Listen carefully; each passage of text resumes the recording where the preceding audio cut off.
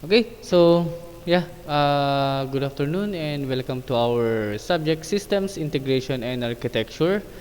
And before we start, let's check our attendance.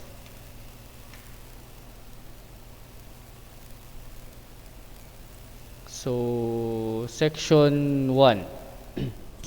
So, today is October 26, 2020.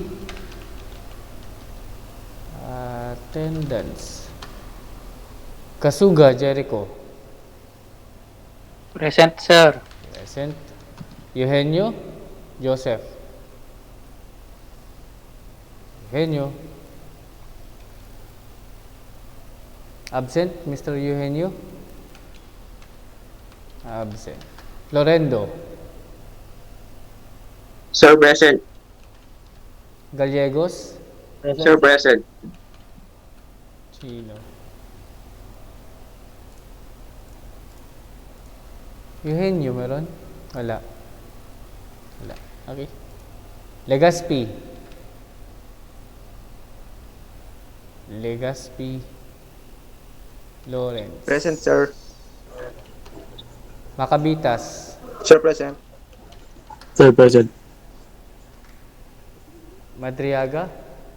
Sir present. Mapalo. Sir. Mikwa. No, sir. Ortega. Sir, present. Galita. Padua.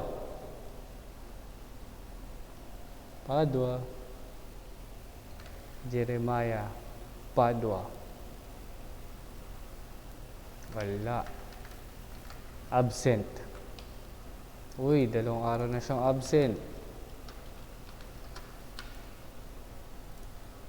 Next. Pasqua. Sir present. Urbano. Present, sir. Bakit ngayon lang Urbano? 2 araw ka nang absent o Sir nagsakit. pag may sakit, di na makakapag-online. Okay, sa Moranos. Present, sir. Present. Alagna. Sir, present. Kaasi. Present, sir. Kacho. Sir, wala daw pong kuryente sa kanila. Si Kacho? Kacho. So, Yes, sir, wala daw pong kuryente sa kanila. no, no internet. So, wala kang kuryente. Sige, excuse me. Okay, Manalo. Sir, present. Present. Numos. Sir, present po. Orfiano. Sir, present. And Perez. Present, sir. Okay, so yung absent ngayon, si Eugenio and Padua. Wala sa Padua ngayon. Okay, so let's go now to our Google Classroom. So in our Google Classroom, it's already uploaded section 1.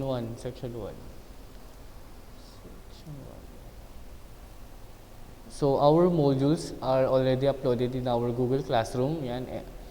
By the way, our subject for today, for this week, is about the ERD or the entity relationship diagram. I think it's already taught you Sir, by present. sino? Sinong present? Padua, sir. Padua. Oh, late.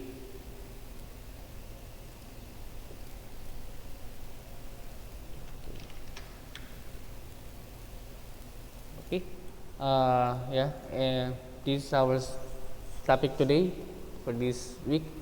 Entity relationship diagram, and I think that Ma'am Janelle already taught you about ERD. Tama ba? Class. Yes, sir. Okay. So, in addition... Anyway, it's in our module, so I have to discuss. Okay. By the way, sa bagay, nandun na yung mga references natin.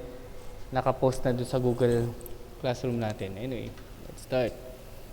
So, what is entity relationship diagram? So, entity relationship diagram is basically it will represent the database.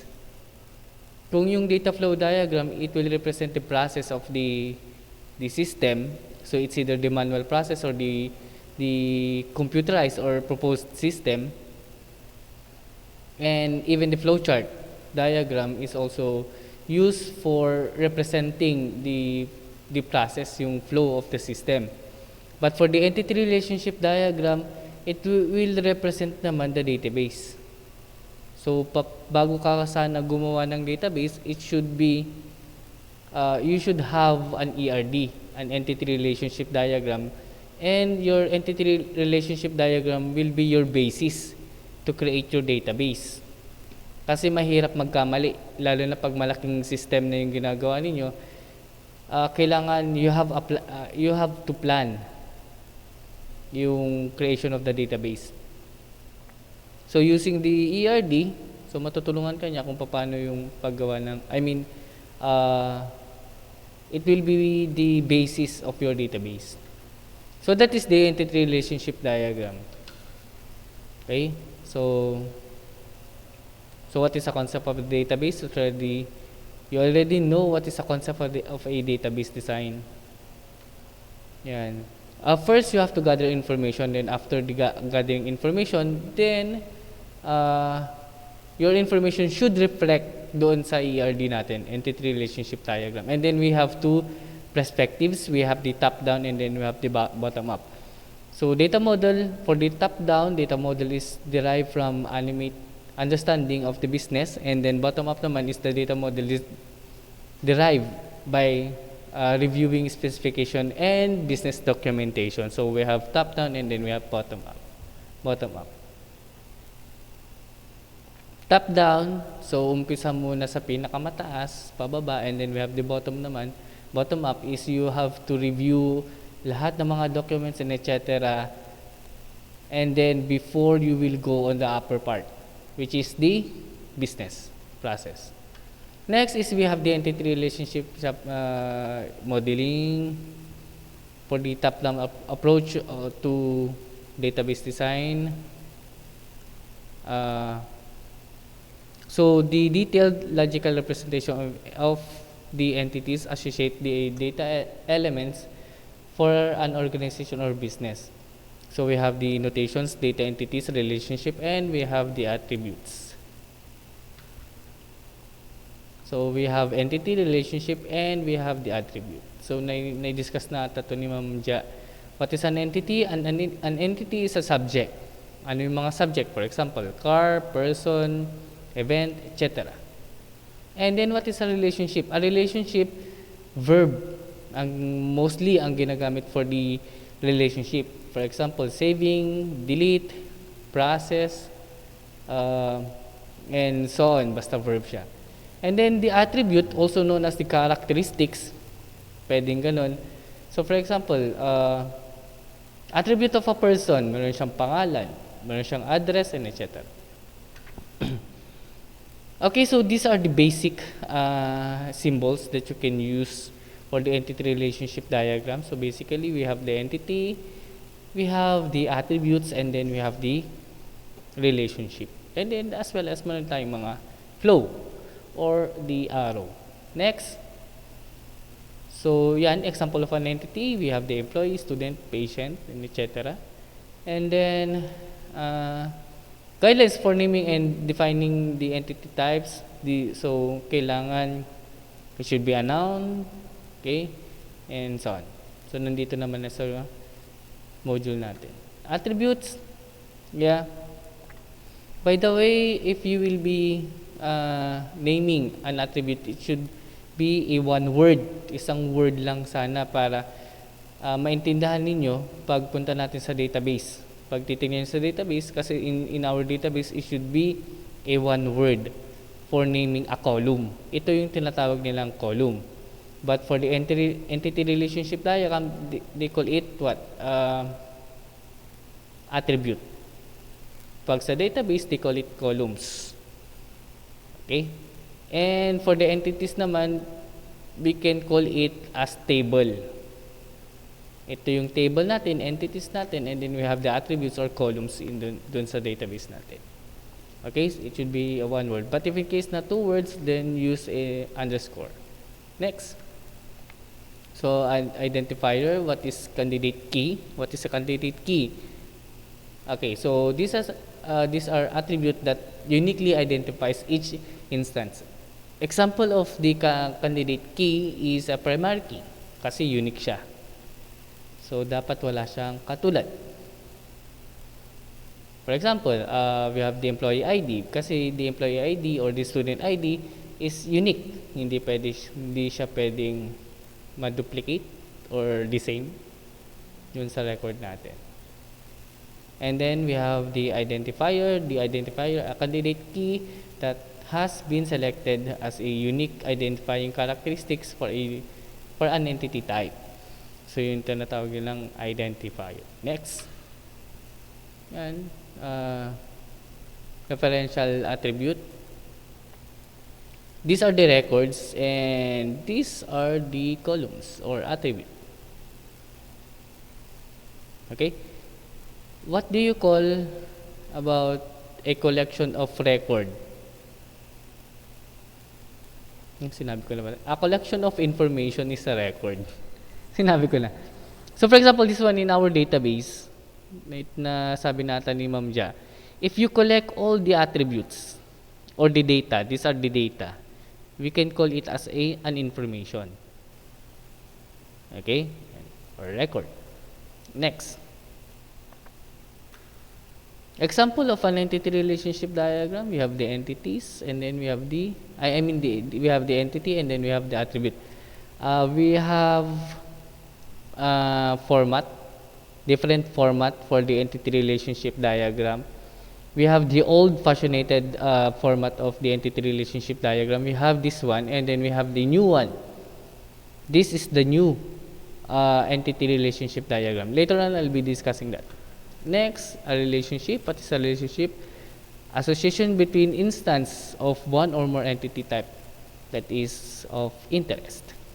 Okay, so for example, the author writes book, so verb. And then for the entity, those are subjects. Yan. So we have the unary, we have binary, and then we have ternary for the degree of relationship. Okay, so we have three cases. Next, cardinality and connectivity. Yeah, for the cardinality and connectivity, ito na yung one is to one, one is to many, many is to many. Okay, so alam nyo na kung ano yung one is to many, one is to one, etc. So those are the cardinality and connectivity. And next, example. Yan, so meron tayong professor and class. So professor teaches classes or class. Professor teaches class, so pwedeng ganon. But normally, ito yung ginagamit, yung old format. This is the old format of ERD. Yan. So how many? Yan. Question niya. So this is the connectivity, one is to many. So the professor teaches many classes. And we have also the cardinality. Ito naman yung cardinality natin, yung pwede mong lagyan ng number. But hindi masyadong ginagamit. Mostly, this one is also used kung alam yung basahin nito. Professor teaches many classes. Yan. But a class should have a one teacher. Parang sinasabi niyang subject. So, si professor, marami siyang classes or subjects, pero si subject, isa lang si teacher. Based dito sa entity relationship diagram. Then, this one, later on, i-discuss ko kung ano ito. And then, we have also the number. So, the professor, isa, and then the classes, apat. Okay? Parang specific for the cardinality. But then again, this is optional. What is important is this one. Yeah. Next, different format, pero isa lang ibig sabihin. Yeah. So 1 represents 1 and M represents many. Alam niyo na. So yan, 1, many, 1 or many, mandatory 1 means 1. Later on, I'll be discussing to you what is a mandatory or optional. Mamaya. Yan. 1 is to many relationship. So painter paints many painting. Pero yung painting, meron lang siyang 1 painter. Isa lang. This line, ito ang tinutukoy ka. One painter, many painting. This one, many painting. Ito, this one, I'll be discussing to you what is that one. Anyway, this is the mandatory or optional. Pag sinabing may 1, for example, painter paints painting. So, definitely, kapag may painting, it is mandatory to have a painter. Okay? Hindi naman pwedeng magkaroon ng isang picture na painting na walang nagpinta. So, mandatory. Ito ang ibig sabihin niya. So, painter paints, mandatory, meron siyang painting, meron siyang, a painter, mandatory, na meron siyang painting. Ang painting is mandatory to have a painter. Mamaya, i-discuss ko. So, by the way, these are the models, or these are the different forms. We have the cross-foot model and then we have the chain model. Okay? Pero, ang ginagamit nowadays is the cross-foot model. Next, na natin relationship. Alam niyo na kung ano relationship. Yan. 1 is to 1, 1 is to many.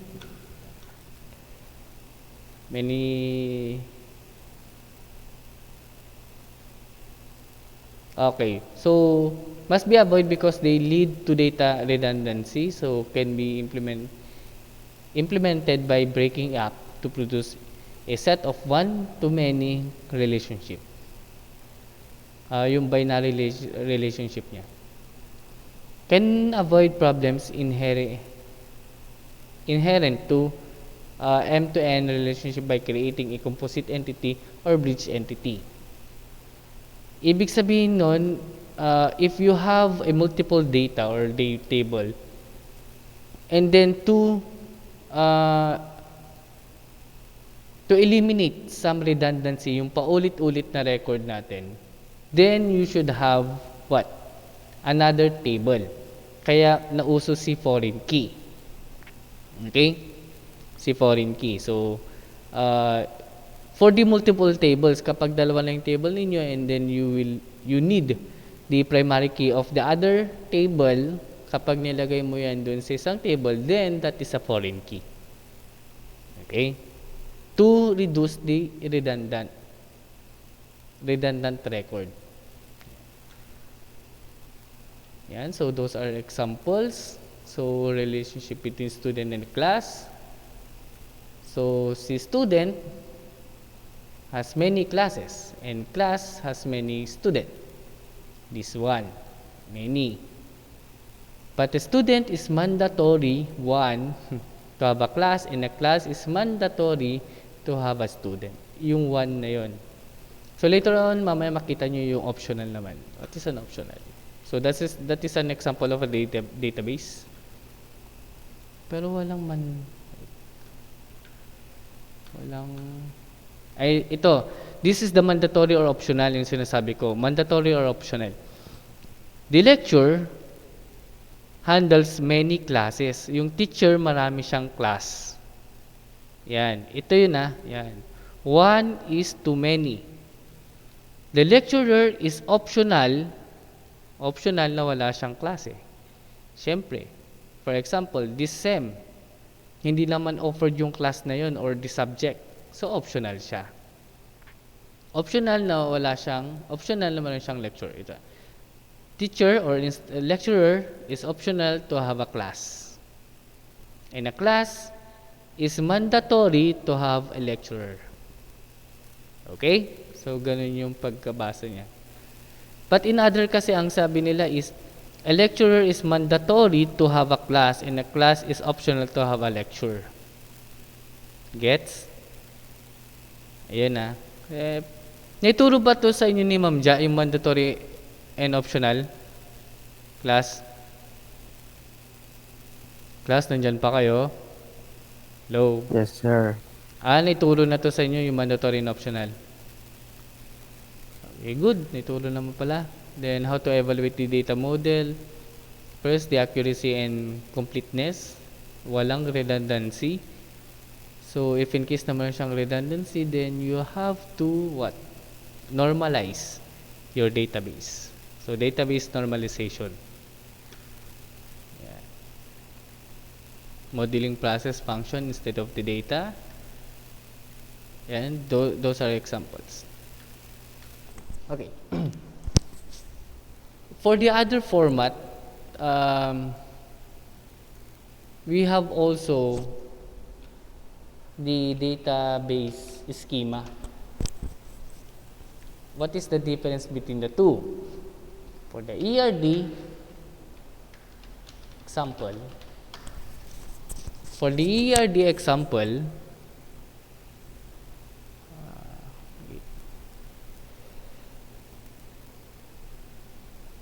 kasi marami tayong format. Like for example, this one.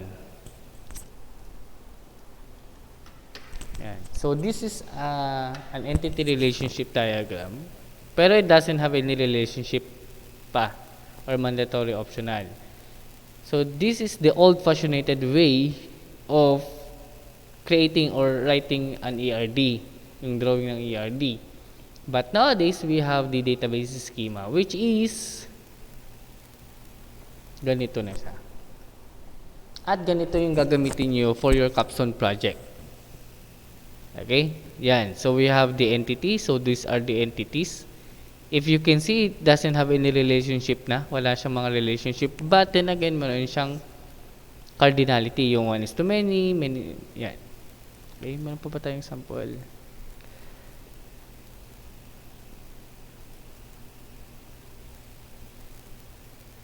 Yan. This one.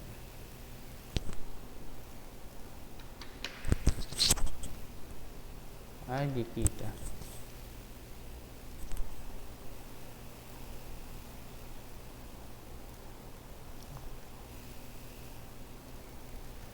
Okay, so this is an example. Yan. If you can see, we have the entity analysis value. We have the value type and etc. Yan. These are the tables. And then we have the primary key. Yan, primary key. And then we have the attributes or columns. So meron to, the value analysis, we have the many one, ibig sabihin many mandatory. Mandatory, ibig sabihin kailangan, meron siyang analysis, yan. And then analysis, mandatory one. Ibig sabihin nun, the analysis should have a one analysis and it is mandatory. Yan siya. Okay? Mandatory, many mandatory or mandatory many, and we have mandatory 1. Pag ibig sabihin ng 1 is mandatory. Wala kasing bilog. Pero pag may nakita kayong bilog, that is optional. Ibig sabihin, for example, analysis is optional to have the analysis property. But in our example, that is mandatory. Okay? So, yun lang. By the way, if you will be using the ERD, I mean the SAMP, ito tayo sa localhost. PHP MyAdmin. Okay. Saan natin makikita?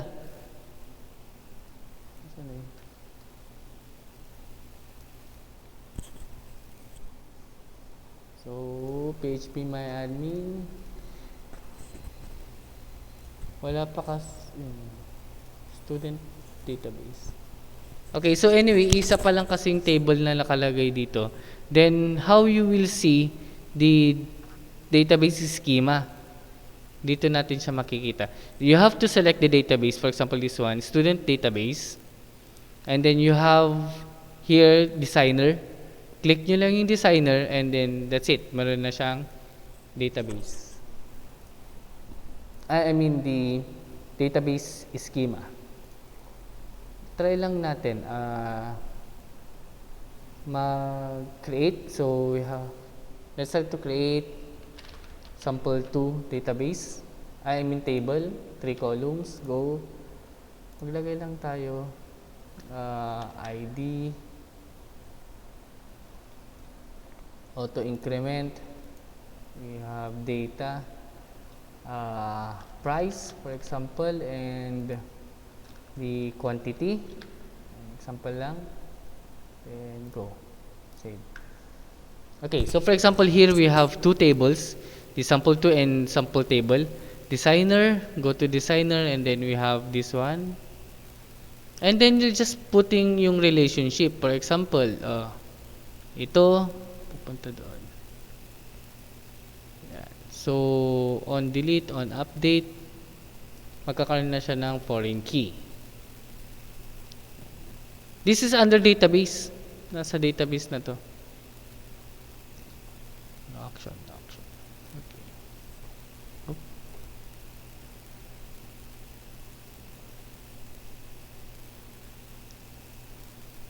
Primary key.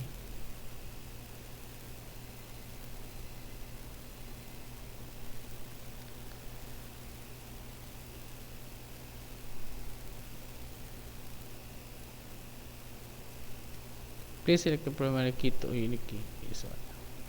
And then foreign key.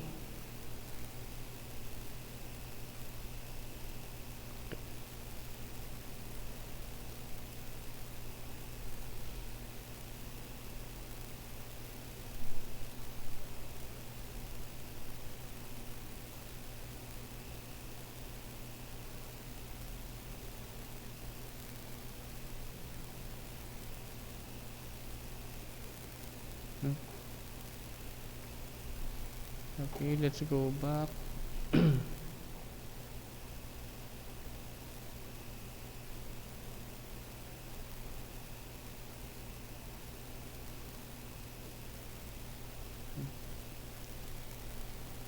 Okay, so anyway, yun lang sa designer. Go to your designer.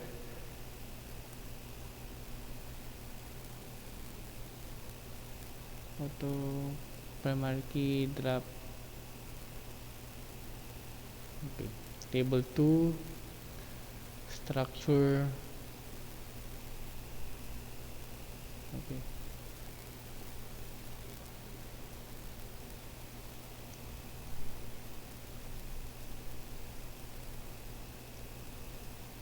Ayun. Yun. Yan. So this is our database schema.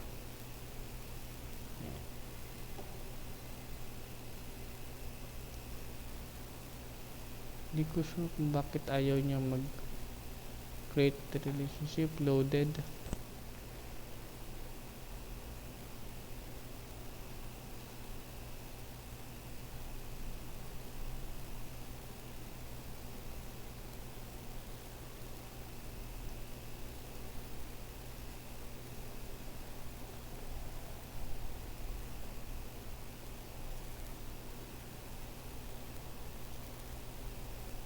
Anyway, Ma'am Janelle, in your database subject, or yeah, sa subject nyo kay Ma'am Janelle, she will discuss to you yung mga relationship.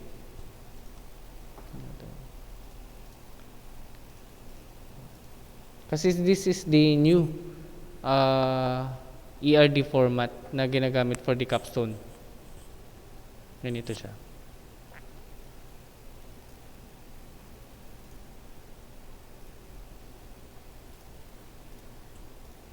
Yan, this one. Dapat ganito siya eh. Yan oh. Magka-create dapat siya ng line. Okay, so do you have any question regarding our topic today? Class section 1. Wala naman sa. Wala. Okay, so if you don't have any question, then I'll be posting an activity. So nandito na yung activity modules natin, and this is our activity for this week. So i-assign ko na siya. So you have to draw the entity relationship diagram that will represent the database of your final project. Then upload it in here. Yan. And then for the Google Meet, it is recorded. Yeah.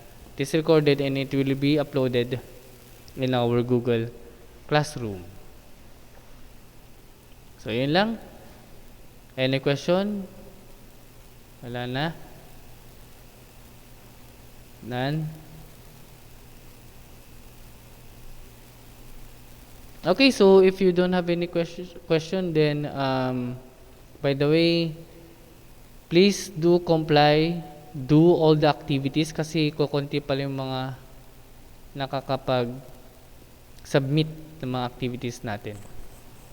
Yan. So 13 out of 8, 13 ang nag-turn in and then 8 wala pa.